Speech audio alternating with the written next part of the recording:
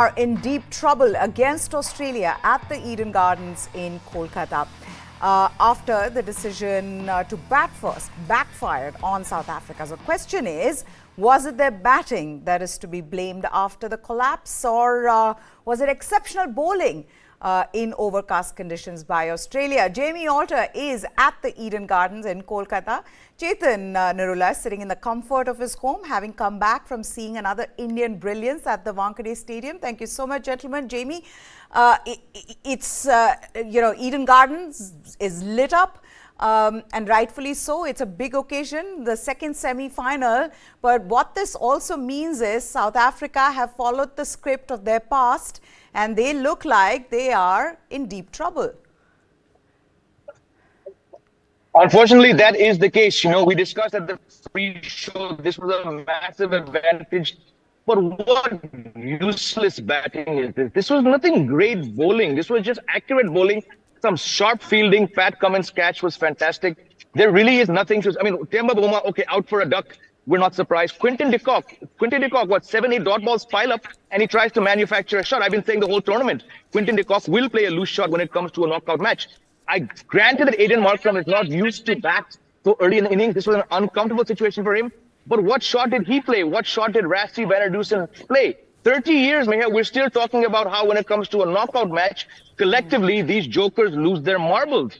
Fantastic for David Miller. I'm guessing from the noise behind that he's brought up 100. I can see from the screen as well. Yes. But why do South Africa in knockouts collectively, why do they do this? I mean, I was literally laughing out loud in the press box when these guys kept giving wickets. This was, you all watched the match. This was no exceptional bowling. There was no 5-wicket haul. There was no Mohammad Shami.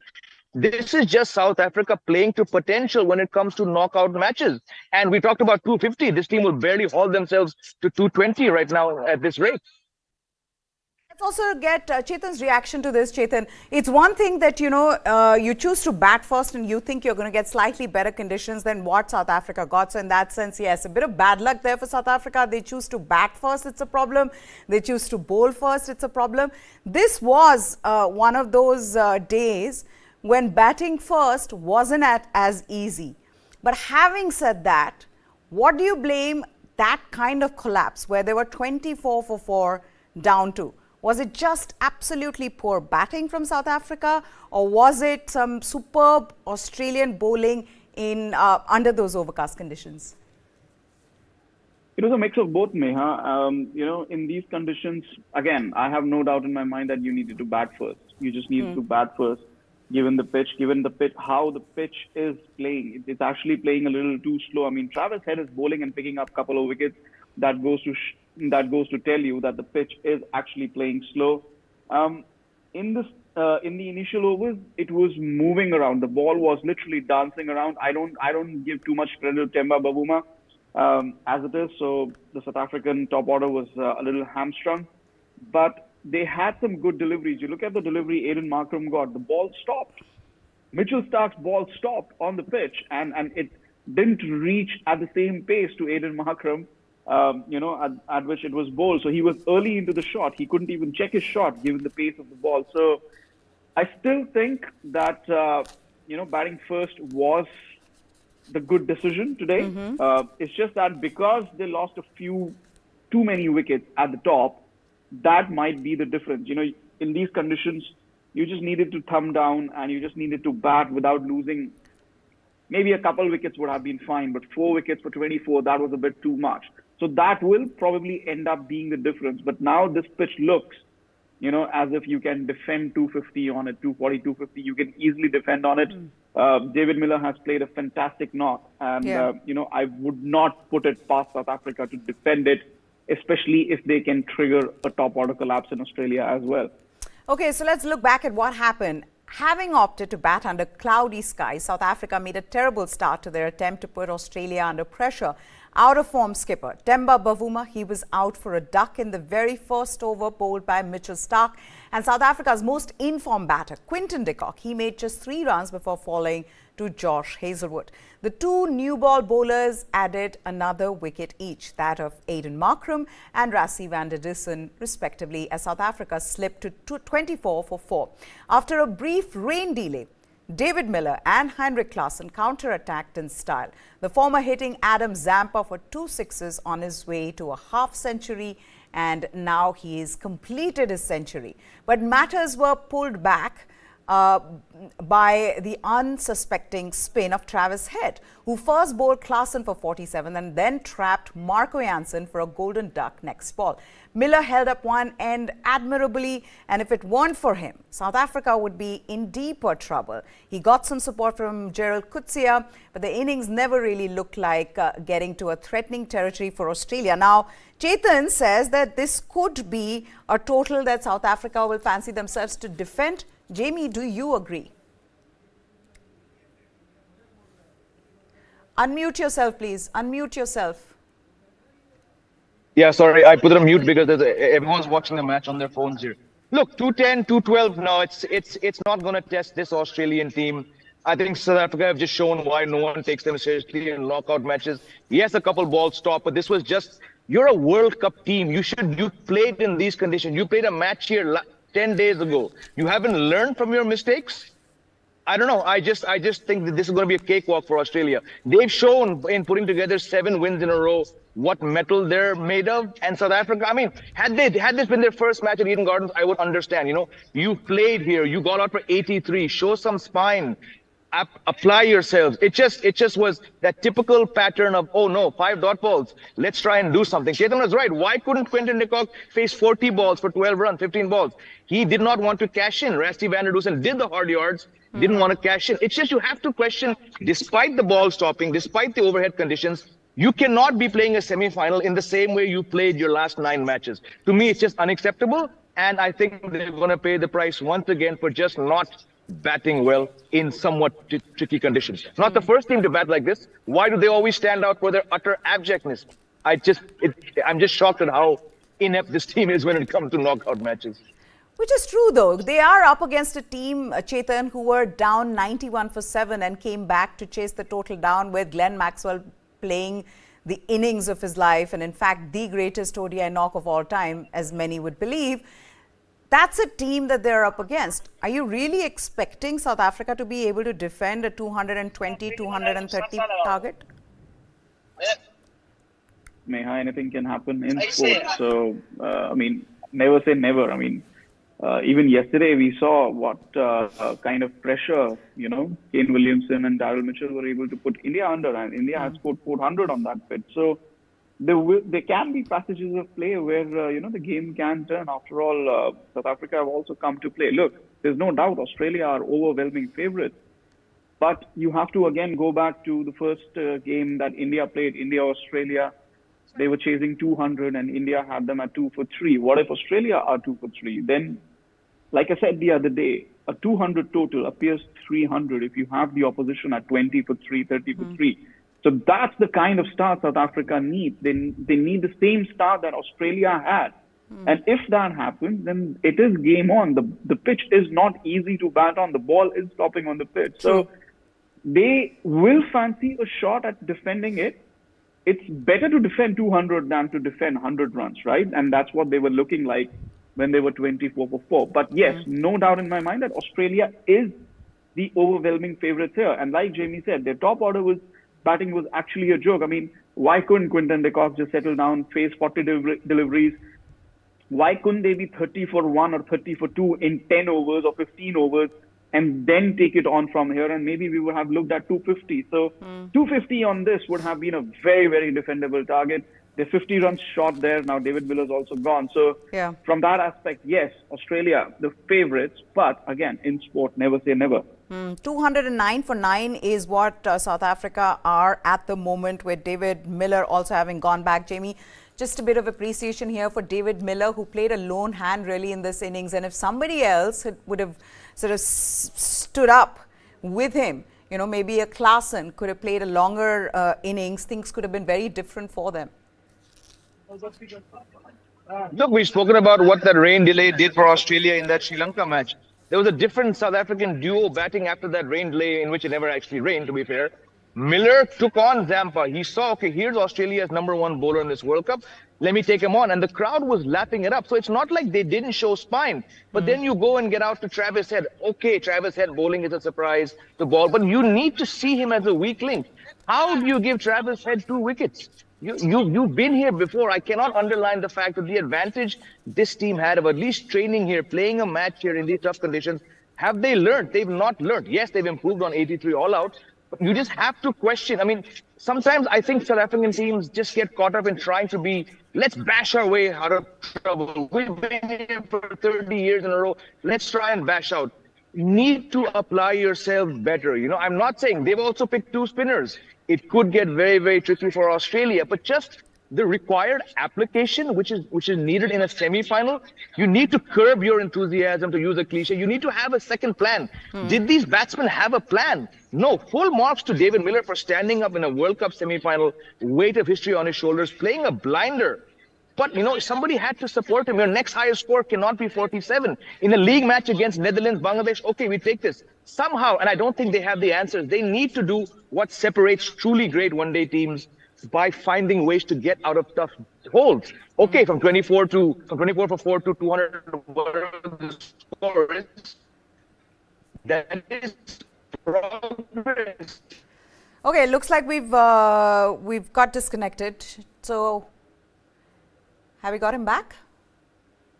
Okay, we still haven't got it back. So we'll try to reconnect with Jamie. But yes, at the end of it all, it'll come down to now how South African bowlers bowl. Chetan, but how disappointed are you in South Africa and Temba Bavuma in particular? There's something he has. There's a secret that he knows about South Africa cricket, which is why they keep persisting with him, even when he's not fit, which is what he said at the toss, to get out on duck. I mean, one of the reasons that they should be blaming the failure in this campaign for is Temba Bavuma. Well, first of all, I should say that I did text Jamie to move from where he was standing because there are jammers where he was standing. So maybe he'll find a new spot. Look, that joke that you made, I mean, about Temba Bavuma having a secret of South Africa cricket or something like that, that joke is actually applicable to the rest of the team. It's not applicable to South Africa. South Africa, we all know what the problem is there. They have a quota system in their selection. Because you're not playing Lungi and Giri, you need to play, and I'm sorry to say, I really didn't want to break this up, you need to play two or three players of color in that team, and Temba Bavuma has to play, even if he is not fit enough. They can't play Andile Peklukwayo because they brought back Marco Jansen. So, you know, there's no other way to describe this. It's a disgrace. It's an absolute disgrace. You can't pick your best 11 on the basis of skin color. Simple as that. And if you're trying to, if you're saying that we're trying to uplift the minorities or the black-colored cricketers in South Africa, you're actually degrading them. That you're picking an unfit player to open the batting who's not done anything in this tournament. You're hurting your own team's cause by doing this, by adhering to this policy. So there's no way to sugarcoat it. There's absolutely no way to sugarcoat it. And why I won't sugarcoat it? Because I considered A.B. de Villiers one of the finest cricketers of all time. And I saw him cry.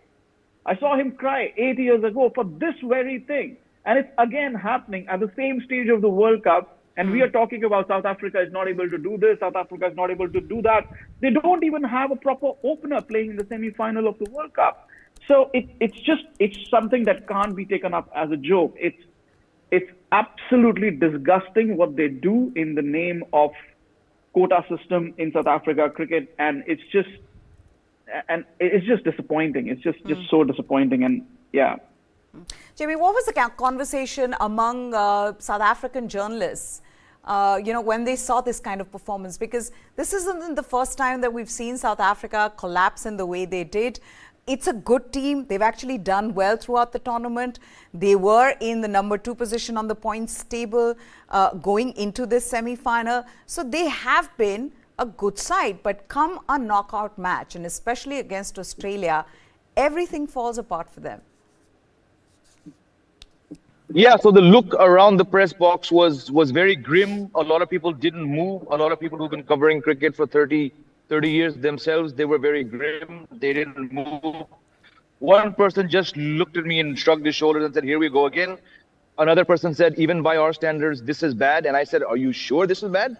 This seems good to me." But again, it just, I think they came to India. I'm talking about the media and the supporters. They came to India with tempered expectations, but probably feeling like, this team looks good because of the kind of results they came up. But when it was 24 for 4, it was a somber note in the press box. A lot of Australians here, a lot of British journalists, they were all sort of wondering, do we say something? Because a couple of people wanted to break through the gloom and sort of crack some jokes, but it just didn't seem like the right time. And it was quite a statement, really, to be in that press box and find yourself the only one trying to stifle laughter, because for other people, this is serious business for reasons I mentioned, for reasons that Chetan has now touched upon. This unfortunately, this quota system came into business officially around the time that Graham Smith was just starting off his captaincy. I believe he was in his second year of captaincy. So Graham Smith, having been at the helm of the team, now at the helm of CSA, it is kind of surprising that, despite the obvious problem, I will use that term, put upon them by the sports ministry and the government, they've still made the mistake of making Temba Bavuma the captain, I think that let them down last year in the T20 World Cup. It's definitely, let them down here in this World Cup. When you happen to make someone whose place in this side is debatable, unfortunately, I have to also bring it up in those terms, and then he's a non-performing asset, it just makes you look like you've come up really short at a World Cup. So, but again, we could be doing this show 12 years from now, and we'll still be talking about this issue that plagues South African cricket. Yeah, but I wonder how this impacts others in the side, who've been performing, and exactly the reason why they think that a Temba Bavuma is in the side and how that rubs off on the whole team collectively. But yes, 212 is what South Africa have got out to. Suddenly on the social media, it felt like it could come back to that 1999 semi-final, which was 213, which is what South Africa scored then. Chetan, we all remember that, but 212 is what they have scored, 212 all out. David Miller's 100, how important was that for South Africa? And, he really has given them or taken them to a respectable total. If it weren't for him, this would be embarrassing for this South African side. Heinrich Klassen supported him for a while, 47 is what he scored, and then Kutsia, he played a cameo of 19. But Australia will be buoyed by their bowling performance. Mitchell Starc, 3 for 46. Josh Hazlewood as well. Crucial breakthroughs that these two provided with the new ball. And then Travis Head, that 2 wickets in 1 over. That also added to the misery for South Africa. 219, gentlemen, how do you see this? Because this is not a 250 that you'd think, okay, maybe we have a chance to defend it. 212, is that a straightforward target for South Africa? Chetan?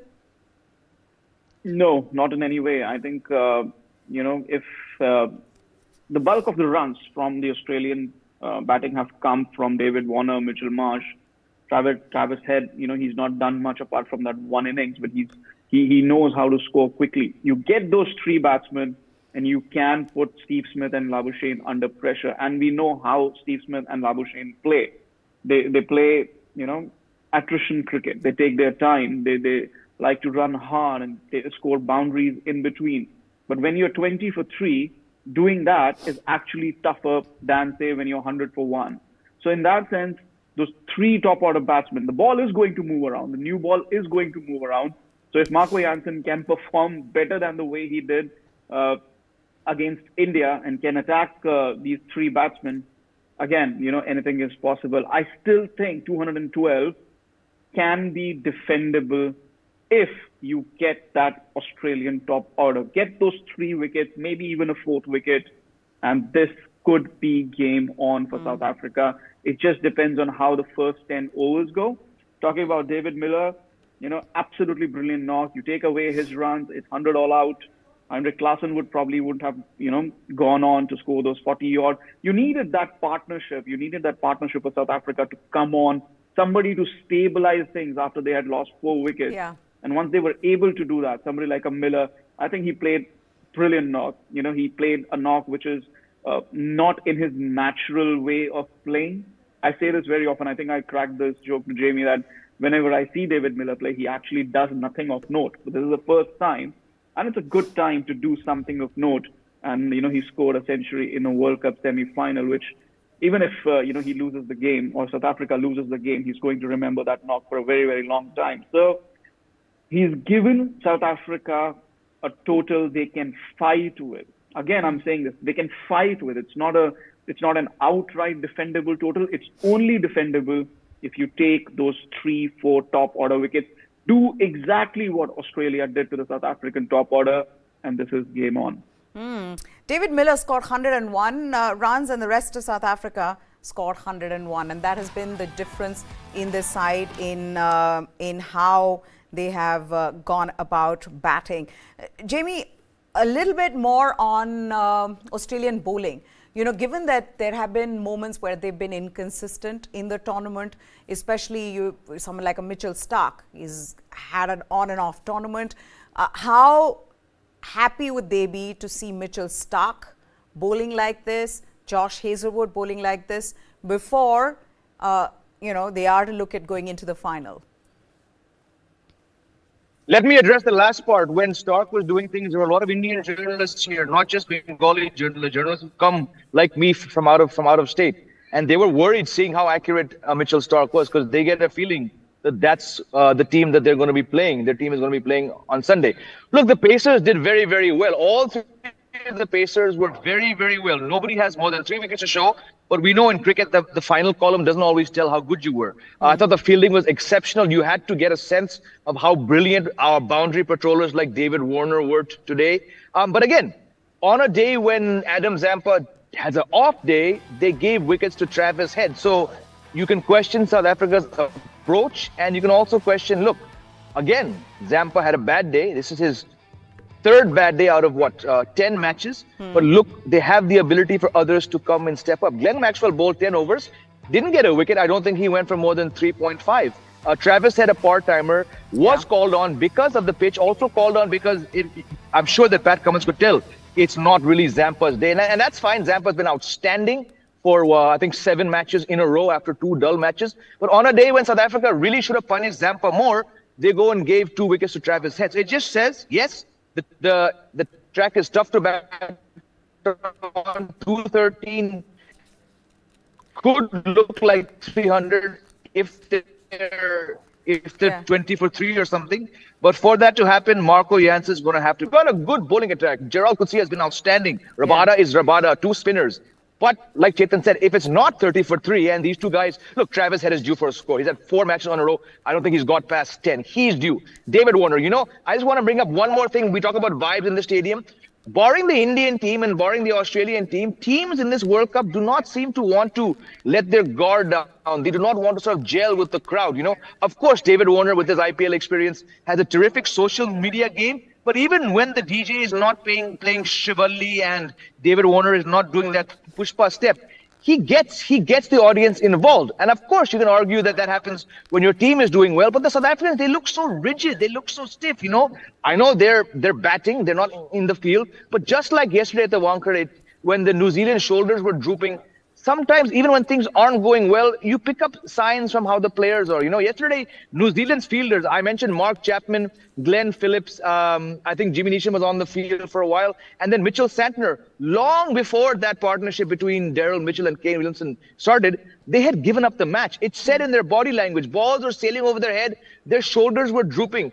I hope that even if South Africa do not get 3 early wickets, I hope they at least show the fans. So many South African fans are here, even people wearing blue. They genuinely want South Africa to do well. I hope just for their sake, they show a bit of spine and just a bit of a laid-back atmosphere. They get too caught up in the weight of history, in the weight of quota. Are we going to choke? You might. But sometimes body language can really tell, how a team is. And looking at Australia, looking at how David Warner was getting the crowd, even in that rain break, he was out on the boundary doing things. It just says how important between the ears is in World Cup cricket, and not just bat and ball and fielding skill. Okay, Jamie, first at least tell us what is the weather like at the moment, and can we expect a full match? I think we're getting a full match. Look, that was a very strange rain hold-up because it actually didn't rain.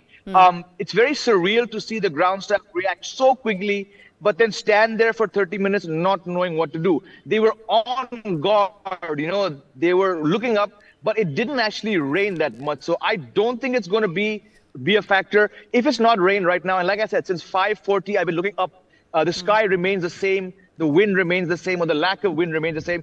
I think we're good. We're good for a full, proper second innings. Which is the other thing, Chetan, as Jamie's talking about it, in a knockout match, it's all between the years, and especially with South Africa, who have that kind of baggage playing against Australia. How do you think they'll be approaching this game? They know that they may not have got enough, but they also know that the conditions are difficult for them to make a match of it. How do you see them approaching this game? No, the conditions are the same for the Australian side as well. Again, I still believe that, the pitch is it going to change for batting under lights? I really don't think so, because of the conditions on offer, because it's cloud cover and everything. Dew is not going to play a factor tonight. That's the big thing. So are the conditions going to improve for batting? No, I don't think so. So again, the new ball will move under lights at Kolkata because of the cloud cover as well. It is going to do a bit, and that is South Africa's best bet. What happens is when you have something like a Miller innings, what we have seen today, it's not been something like Glenn Maxwell scored, but from the South African psyche, you have to think that they are thinking of that Miller knock in exactly the same way, from 24 for 4, 119 for 6. Now they are 200 plus. They never could have imagined, even at around 40th over, they were still 136, 140 odd. It never looked like once Heinrich Klassen got out that they would get 200. So these kind of knocks can change the momentum going into the innings break, can change the mood, can change the kind of conversation they will be having in that dressing room. And look, it's a World Cup semi-final. It's not a league game. If it was a league game, then you can say, oh, you know what? Even if we lose this game, maybe we can go on to the next game, get those 2 points, qualify for the knockout. There is nothing after this.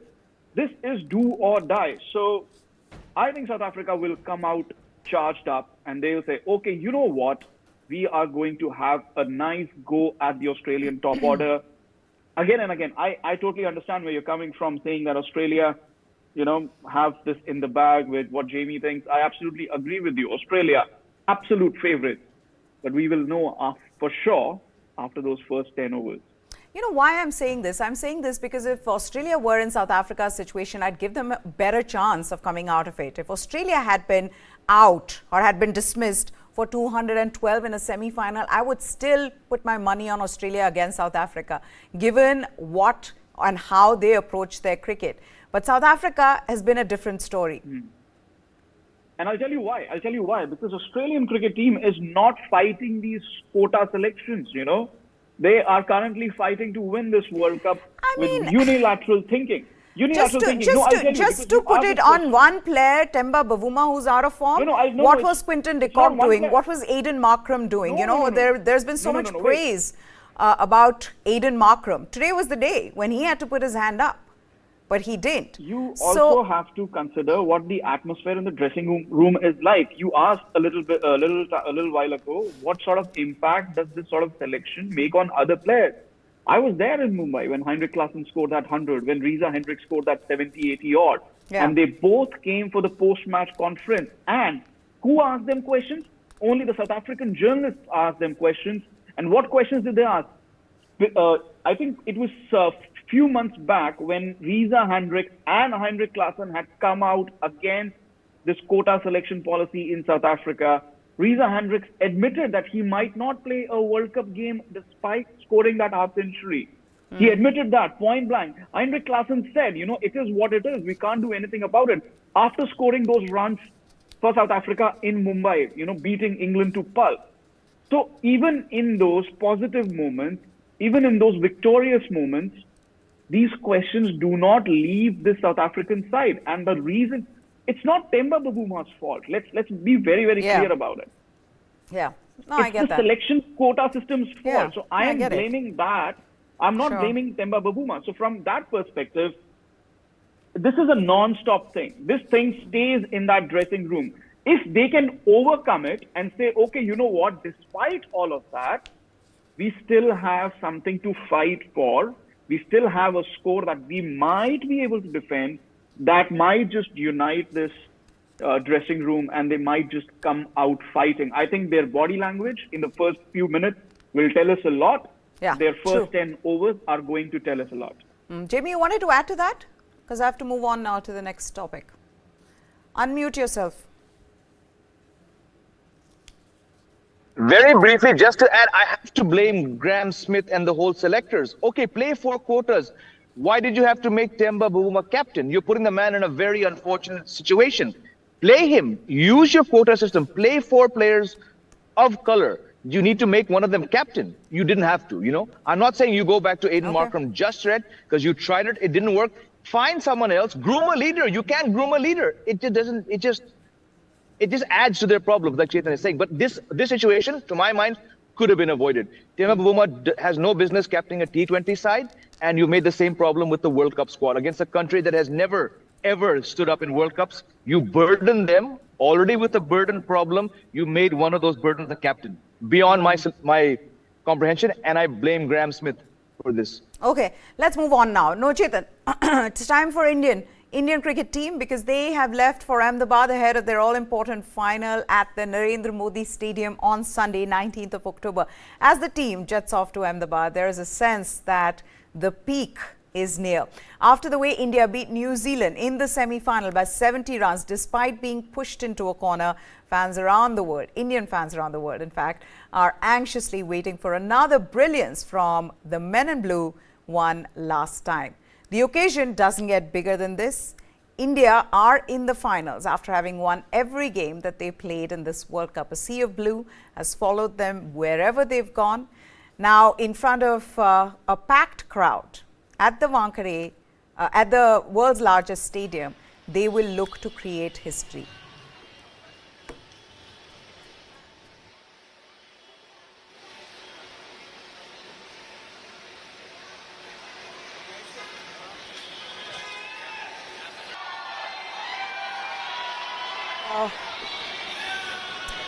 Yeah, take a look at that. A relaxed Indian team. Virat Kohli, who's fresh from his 50th ODI century, one of the first ones to enter the airport. This Indian team, they've had huge fan following wherever they've gone. Rahul Dravid, who's received a lot of praise from his captain, saying that he's helped us just define roles for each player, and even if they've not been able to play according to that role, they've continued to be supported by the team management. So Rohit Sharma saying that Rahul's played a huge role in how this team is shaped up. There you go, the superstar Virat Kohli. He walks in. It has been a huge occasion for him. At the Wankhede, he scored his 50th ODI 100 in front of his idol, Sachin Tendulkar. There is the captain of this Indian team, Rohit Sharma, and his wife and his little daughter following him. But as you can see, it's not just security around them, but also fans who've lined up to just get a glimpse of their favorite player, just get a photo with them. Jasprit Bumrah and Ashwin sharing a joke. They seem like they're in good mood. Also got to take the time out to just appreciate how good the support staff has been. The team players, Indian team players, they have said so in various interviews that it's the whole team, including the support staff, and how hard they've been working that we are seeing those results from this team. But yes, those are the visuals of this team. They would have reached Ahmedabad, and it's a big moment.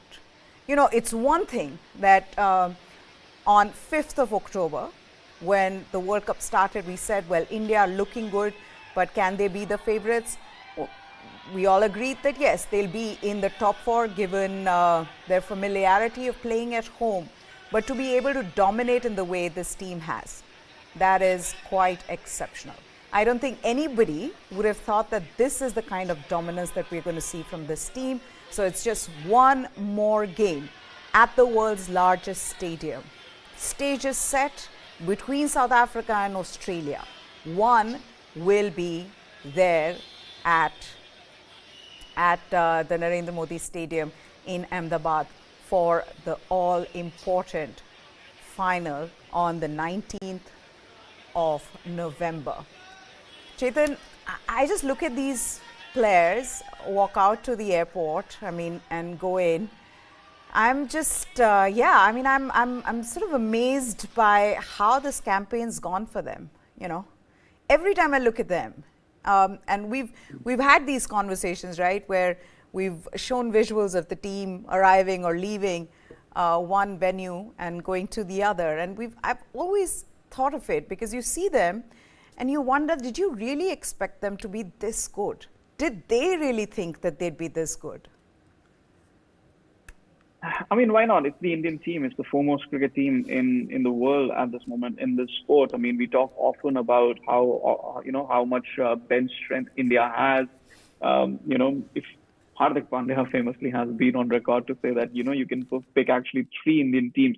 You can pick 3 Indian teams to compete in this tournament, and they would probably do better than England and Pakistan, to be honest. So, look, Indian cricket is rich in talent. Indian cricket is rich in resources. It's just a matter of everything coming together at the right time.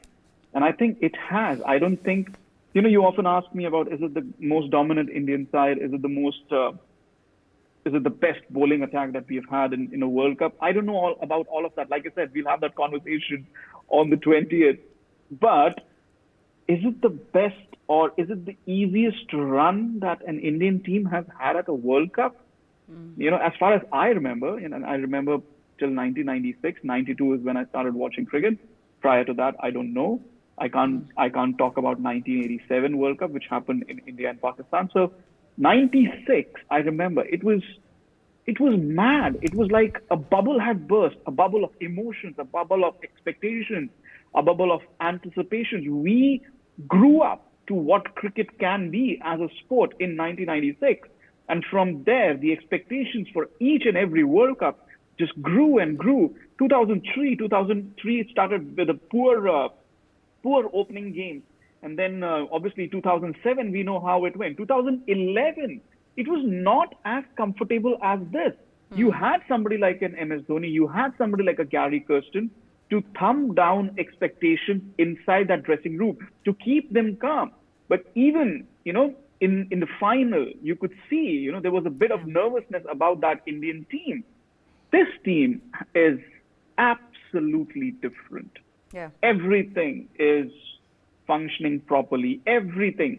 Nothing can, and I really don't want to jinx, so I'm crossing my fingers when I'm saying this because just one game remaining.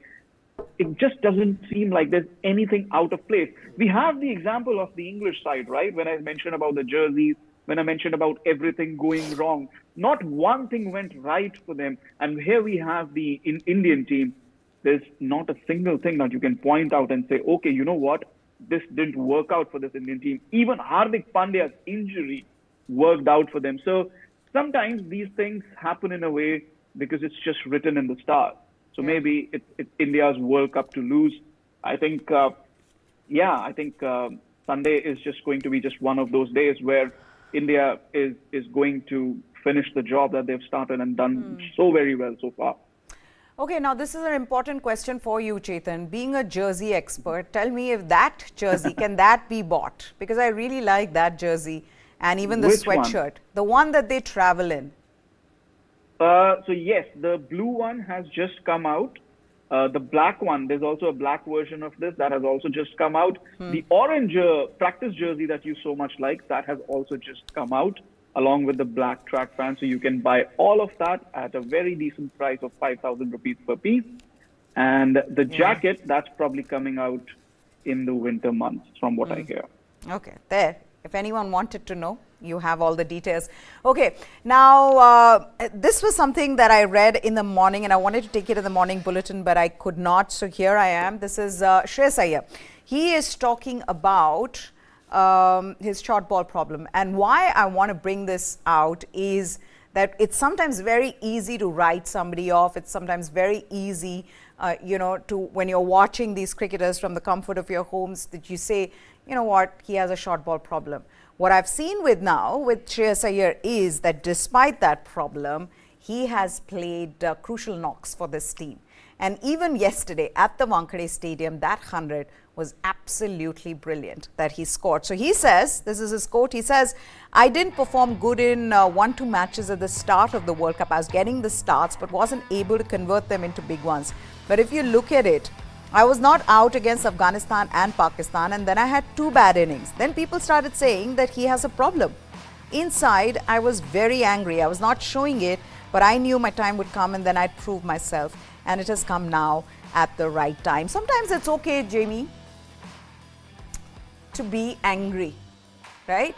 Because what this does is, it makes you want to prove your doubters wrong, which seems to have happened with Shreyas Iyer. So I'm all for it. If you can target your anger towards something like this, where you've played 3 brilliant knocks, 4 brilliant knocks back to back, why not? Keep getting angry and keep hitting those runs. If that's what you need, Shreyas Iyer, to keep scoring the kind of runs you scored in the last 4 matches, yeah, absolutely. But let's also not detract from the fact that that problem still persists. If for him, being asked such questions, unintentionally being riled up, if that's what spurs him on to score 4 50-plus scores in a row, then by all means, let's keep asking these questions, But again, okay, we've lost Jamie once again. We'll try to reconnect. But Chetan, you want to take that up? he's going to have to work harder. Yeah, I mean, like I was hoping Jamie would say that if that's all it takes, then we'll ask that question in the build-up to the final and make him angry again. I'll do the honors in the press conference. Look, different players tend to inspire themselves in different manner, and Shreyas Iyer has found something that probably inspires him a lot. And like Jamie said, if that's what it takes, just keep on doing it and go on doing it. This is a matter of one more game. He's been absolutely instrumental in the last 2 games. I mean, you look, I think, yes, Virat Kohli scored a fabulous 100. He performed the role that he was given, but it was down to Shreyas Iyer's innings and KL Rahul's cameo that India was able to get 350 plus, get close to 400, which made the entire difference. If New Zealand was chasing 350, it would have been a completely different chase. Yeah. If they were chasing 325, it would have been game over. So I think Shreyas Iyer was absolutely crucial. It allowed Virat Kohli to play the way he played, which was obviously important because you need to hold or anchor one end to get such a tall total. So, just keep on doing what you're doing. Yeah. Just ask him the question again. Left in this tournament. Yeah, just ask him the question again on the eve of the final. I didn't ask him the first time, but I'm happy to do it. Okay. I'll take one for the country. Okay. As we wrap this up, Sourav Ganguly, former India captain, he has this to say about India's performance at the Wankhede. ये cricket में एक ऐसा record है जो पता नहीं आगे कोई तोड़ पाएगा कि नहीं, और अभी तो विराट कोहली खत्म भी नहीं हुआ है. ये सिर्फ 35 साल के हैं और थोड़े समय तक और भी खेलेंगे भारत के लिए. तो it's a monumental achievement. I played with Sachin all my life, and when he got to 49, we thought, how big is that? And he's gone past it. So my congratulations to him. More so the way he has batted in this World Cup. It's just been fascinating. The way the team has played in this World Cup, it's just unreal and fantastic to watch. And all the good wishes for them, to Kohli, to Shreyas, to every member, to Rohit. So the big question now is, can he get to 100 hundreds? Maybe for tomorrow we'll keep that one with Jamie and Chetan. That's it then on this special. I just saw Chetan, wince when I said that. But Chetan Narula, Jamie Alter, thank you so much for joining us here. That's it then on this special. News9 Live is what you need to subscribe to for all the latest. For now, goodbye. Thanks for watching.